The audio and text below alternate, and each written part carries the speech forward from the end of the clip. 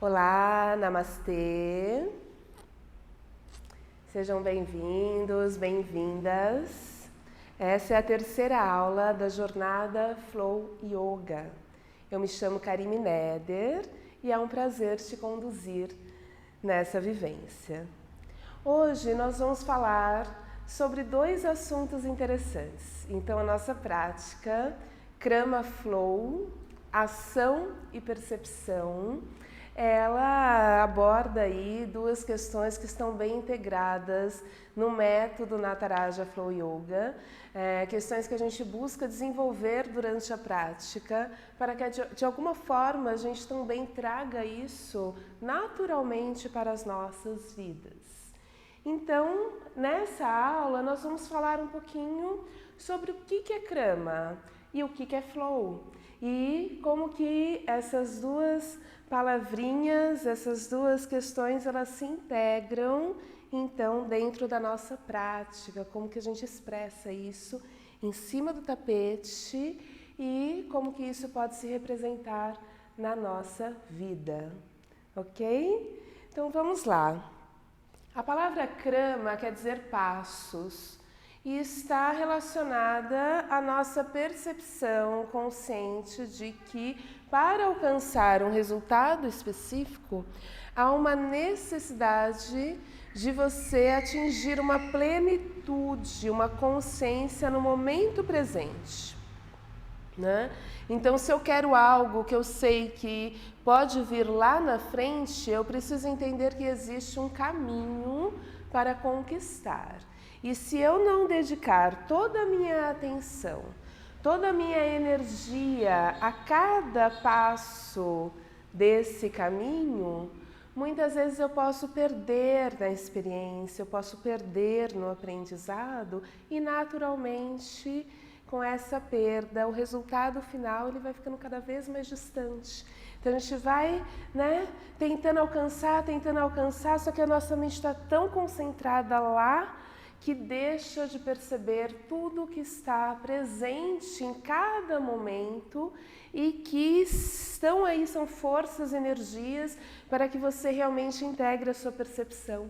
Para que você realmente consiga assumir um estado de flow com todo e harmonia com tudo isso, para que naturalmente você conquiste o seu produto final. O produto final ele não é nada mais, nada menos que um passo a mais nessa jornada. Então, que tal dar um passo após o outro? Então, nas kramas, a gente aprende a desenvolver isso na prática. A gente usa o nosso corpo como ferramenta e uma parte do yoga que é a parte dos asanas. Então a parte das posturas, que a gente percebe aí que existem posturas que são mais básicas e existem posturas que dentro do Vinyasa Flow Yoga nós chamamos de peak pose. Então essas posturas, às vezes, elas se tornam assim, o objetivo de chegar e conquistar. E aí nós vamos aprender que o caminho, a consciência, em toda a base, em toda a estrutura, no alinhamento que você vai desenvolvendo no básico, vai te dar estrutura, vai servir o seu fluxo para essas posturas que são mais complexas, que nós chamamos de peak pose. Então a prática, o método, ele é todo desenvolvido para que a gente realmente alcance os nossos objetivos, mas explorando um caminho consciente.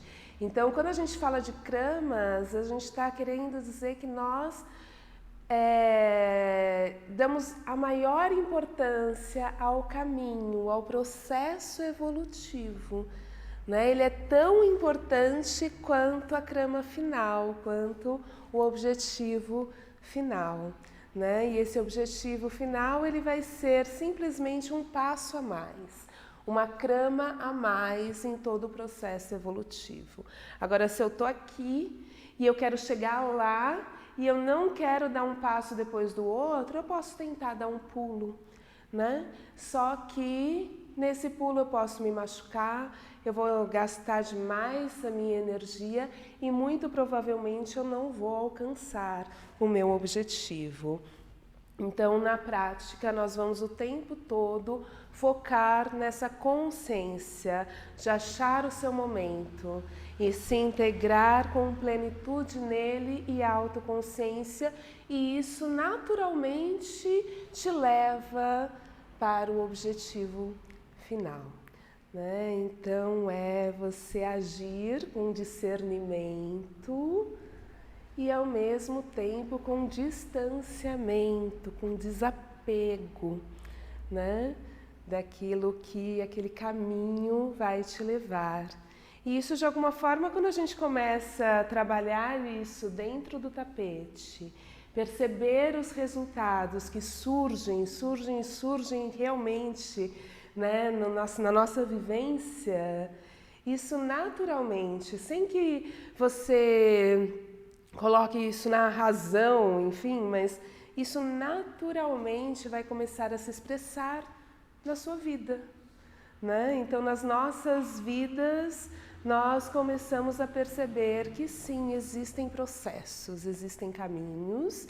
Esses caminhos muitas vezes estão fora do tempo que a razão gostaria, né? Então a gente precisa conseguir de alguma forma aquietar a mente, abrir o coração para poder viver nessa plenitude e galgar os caminhos da vida com a máxima consciência, né? Aproveitando realmente tudo aquilo que a vida nos proporciona e com isso naturalmente conquistando aquilo que a gente deseja, né? Isso tem muita relação com o flow. Flow é uma atividade, né, da mente, é um estado de consciência. Então, foi desenvolvido por Csikszentmihalyi.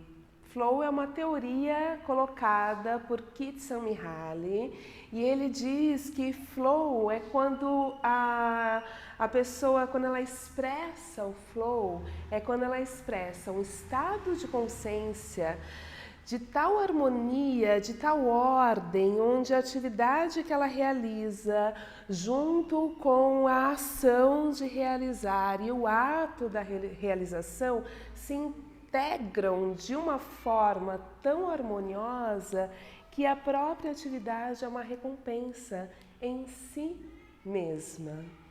Então, é um estado de plenitude, é um estado de meditação na ação.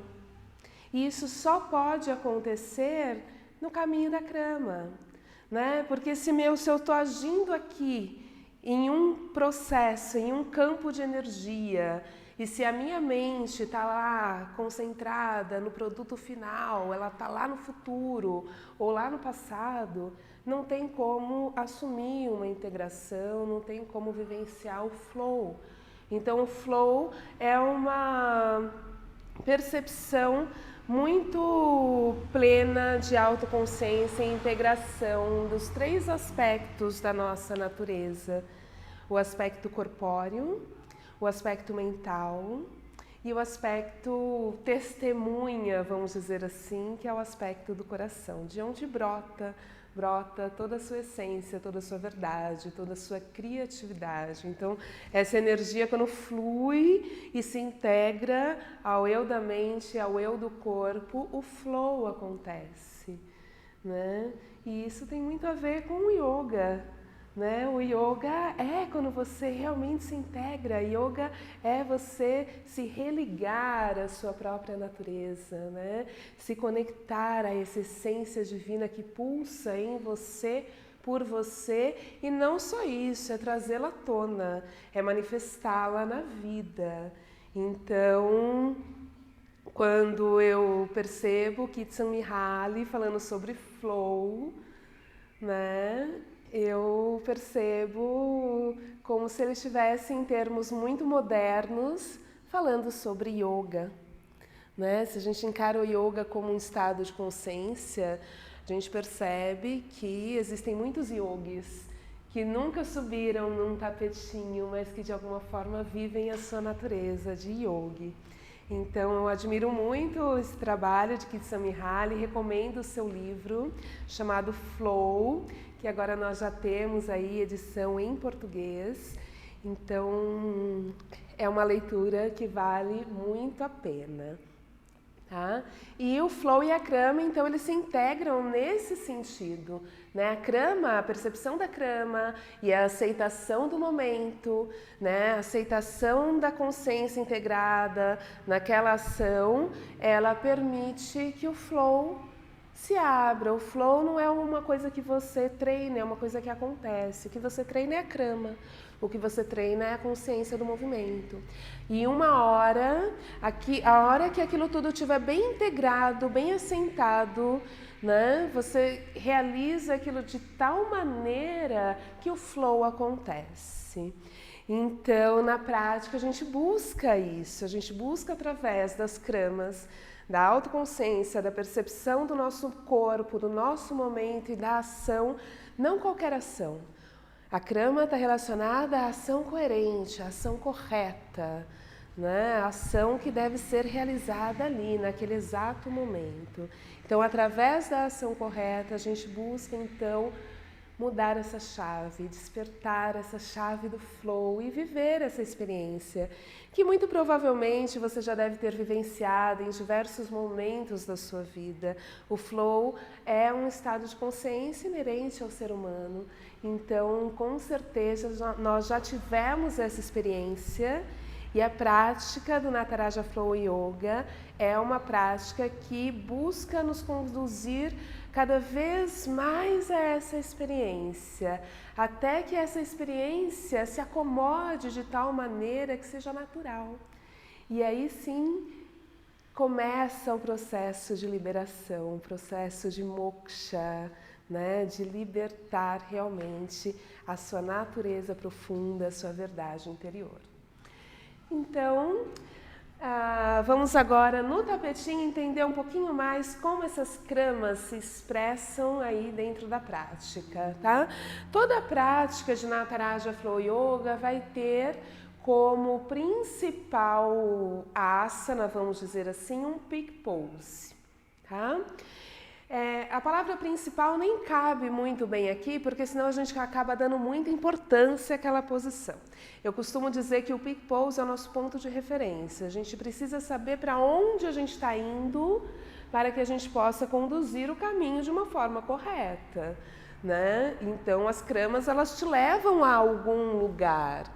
Mas a identificação que você cria com esse lugar é que não pode ser tão intensa a ponto de te deixar a mente só lá e não permitir que você se integre ao caminho que te direciona até lá. Então, naturalmente, a gente precisa, o professor ele já precisa ter em mente onde ele quer chegar com aquela sequência. Tá? E a maior parte da sequência vai ser, então, realizada através de posturas que nós chamamos de posturas de base. Essas posturas de base são posições que compõem aí 90% do sequenciamento, mas são ali nessas posturas que nós vamos aprender todas as ações internas, todo o movimento profundo, vamos soltar o alongamento necessário, dar mobilidade às articulações mais envolvidas, todo esse movimento que vai ser útil para aquele peak pose que nós escolhemos. Tá? E com a consciência de que muitos alunos, dependendo do grau de mobilidade, ou dependendo do quanto essa pessoa já está, né, acostumado e integrado à prática, alguns alunos vão nesse subir da montanha ir até um determinado ponto, né? Nem sempre o aluno vai chegar naquele peak pose, né? Naquela postura que nós consideramos o nosso ponto de apoio, de direção. E não tem problema se ele não chegar, porque ele está aqui, ó, treinando a subida. E um dia ele vai chegar um pouquinho mais, um pouquinho mais, um pouquinho mais. Esse é o processo da prática. E a ideia é que quando ele conquiste essa postura, seja um passo a mais. assim como ele veio dando desde o comecinho, tá?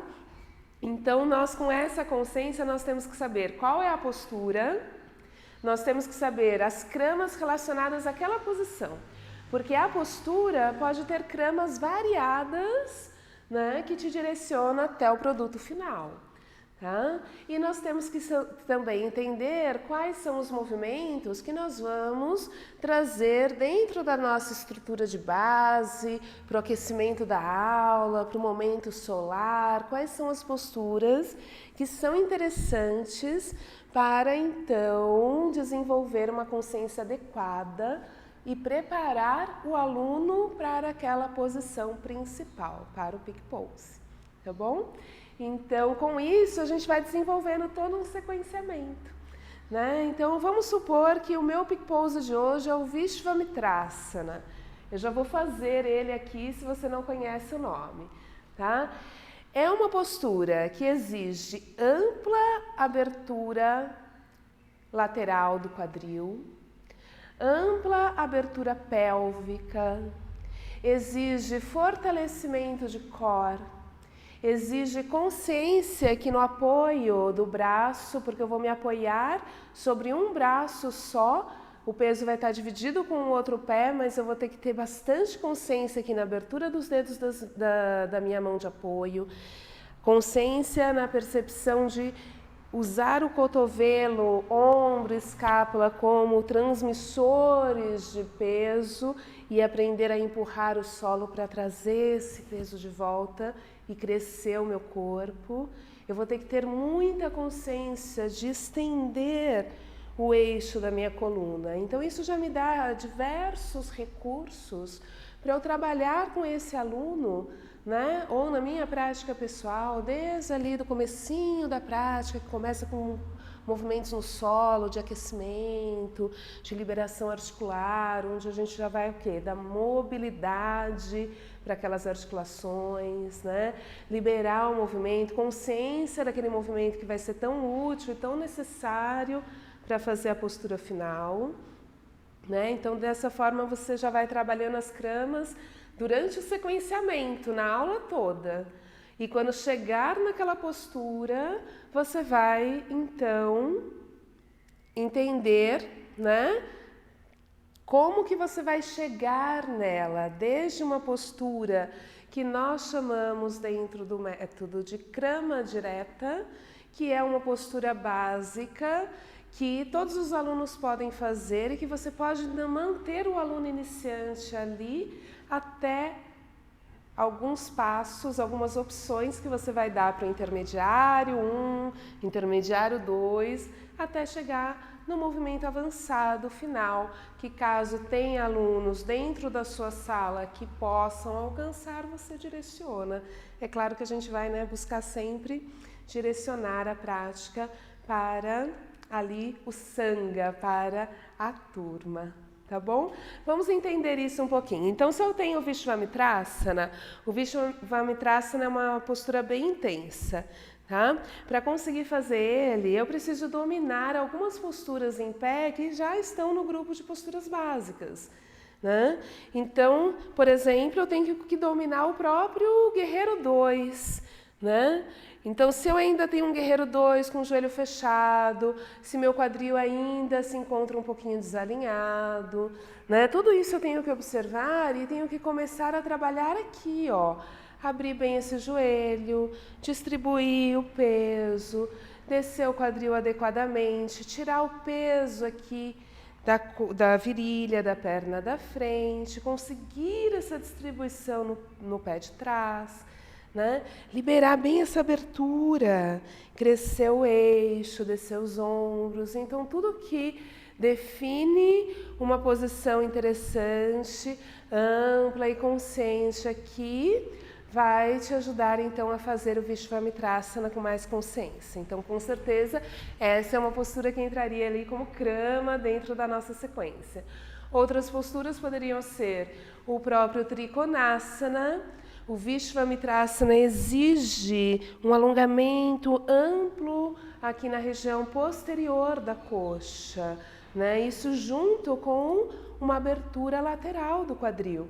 Então, como postura em pé, por exemplo, um bom Trikonasana, feito com consciência, feito com extensão axial da coluna, com controle sobre a perna da frente e bastante abertura do corpo, é essencial para que você faça, né, um bom Vishvamitrasana, tá?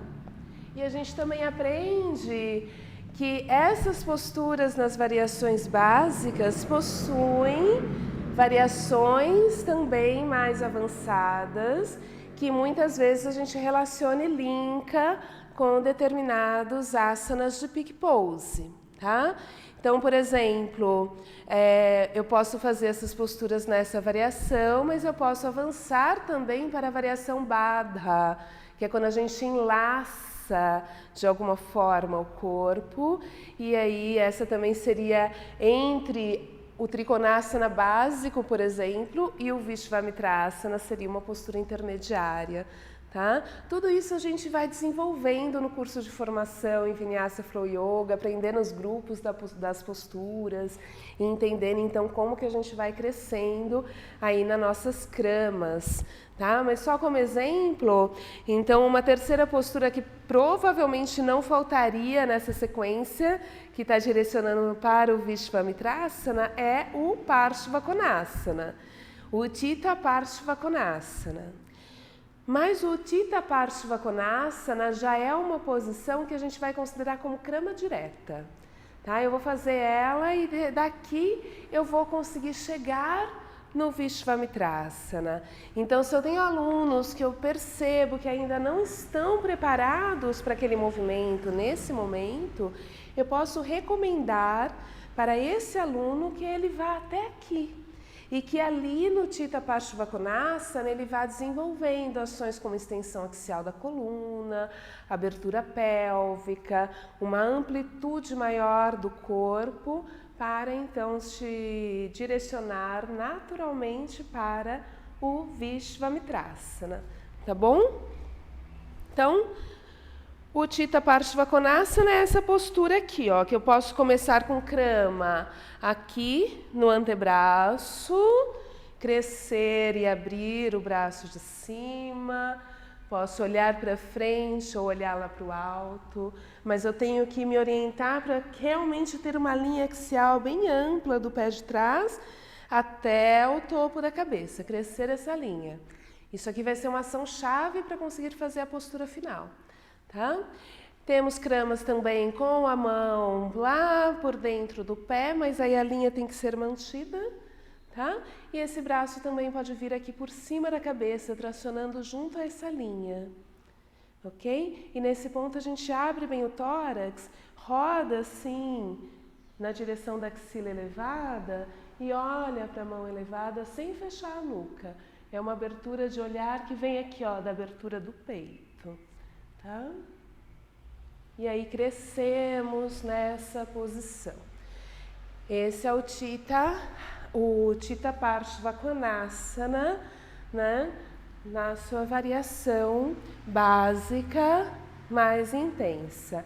Nós temos o Baddha Uttita Parshva Konasana, que eu vou fazer aqui com uma krama intermediária antes de chegar no Vishvamitrasana, tá? E aí nós vamos aproveitar e vamos enlaçar. E depois nós vamos estender a perna da frente, chegando numa variação Baddha do Trikonasana também, ok? Então, vou fazer aqui de costas, que vai dar para ver melhor. Nós vamos fazer o seguinte, então daqui da base de um Guerreiro 2, por exemplo, eu inspire alongo lá atrás. E naturalmente só vai chegar na variação Baddha quem já passou por todas as kramas anteriores, né? E está sentindo que tem mais espaço e abertura aqui para trabalhar no corpo, tá? Aí nesse caso nós vamos passar um braço lá por trás das costas. Entra bem. E o braço que está aqui na frente da perna entra por baixo dela, os dois braços em rotação medial e uma mão segura na outra aqui atrás, ó. Tá? E eu faço isso estendendo as costas e trabalhando aquela linha que vai do pé de trás até o topo da cabeça, abertura do peito e a respiração bem ampla. Podemos daqui também estimular mais o alongamento da perna, buscando alongar a perna da frente, chegando na variação Baddha do Trikonasana. Então perceba que o aluno realmente já deve dominar as variações anteriores para chegar a realizar esse movimento com consciência, com presença. E daqui o próximo passo, o natural, é chegar no Vishvamitrasana, que é quando eu vou dobrar de volta essa perna da frente. Vou manter esse cotovelo que está aqui por baixo da coxa bem firme. Só que eu vou soltar as mãos, mas vou sustentar esse apoio desse braço que eu conquistei aqui e vou colocar essa mão no solo. Firme também. Abrindo o peito, eu vou crescer. A ação que eu tenho lá do pé de trás até o topo da minha cabeça. Posso estimular a abertura aqui, elevando o braço e vou pouco a pouco estendendo a perna da frente. Bem consciente, ó. Respirando profundo, eu vou chegando aqui no Vishvamitrasana.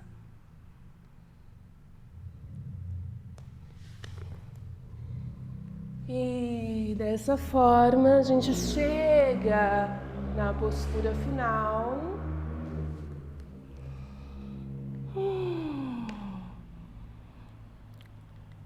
Como um passo, né? Um processo de autoconsciência que vai te levando de um movimento ao outro, de uma forma que a mente possa estar presente, o coração esteja aberto, deixando a sua intuição te guiar, né? E aceitando com discernimento o momento, o presente e com desapego daquilo que vai vir lá no futuro, tá bom? Isso, de alguma forma, nos proporciona o flow, nos permite sentir esse estado de plenitude, de realmente encontrar o momento, respirar com ele e estar, né, com o coração, com o corpo e com a mente totalmente integrados, ok? Bom, pessoal, essa foi a nossa aula sobre Krama e Flow, ação e percepção.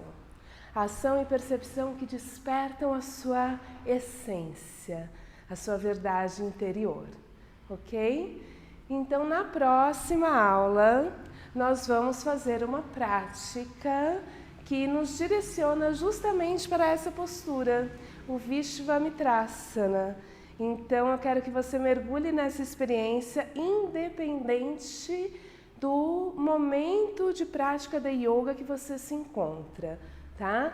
Não se preocupe se a postura final ela é ainda um desafio muito grande para você, porque nós vamos realizar cada momento dessa sequência, cada momento da experiência com o foco principal de integrar a sua mente, perceber o seu momento e realizar as ações necessárias para que você dê o próximo passo, o passo seguinte, e não o passo que está lá na frente, tá bom? E pouco a pouco a gente vai descobrindo esse caminho, cada um vai chegar até o momento mais adequado, né, diante da sua percepção e da sua autoconsciência. E vai ser um prazer para mim te levar nessa experiência. Nós vamos realmente, na próxima aula, buscar sentir o flow através do caminho das cramas. Então eu espero você. Namastê!